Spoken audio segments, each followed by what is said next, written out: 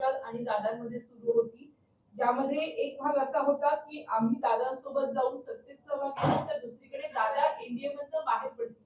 हा अशा पद्धतीचा घटनाक्रम रोहित पवार यांनी मांडलेला आहे. ज्यात असंही म्हटलंय की या दोन्ही पद्धती काही लोकांना नको होत्या, त्यामुळेच हा अशा पद्धतीचा घातपात झालेला होता.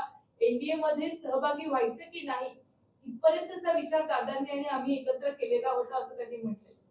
बघा, पवार परिवार एकत्रित आलं पाहिजे ही भूमिका काँग्रेस पार्टीची नेहमी आहे. ठाकरे परिवार जेव्हा एकत्रित येतो तर त्याला आम्ही त्यांना शुभेच्छाच आम्ही दिल्या. काँग्रेसची भूमिका तोडो फोडो राज करो अशी नाही. काँग्रेसने नेहमी लोकांना जोडून घेण्याचं, परिवाराला एकत्रित ठेवण्याची भूमिका काँग्रेसने सातत्याने केलेली आहे.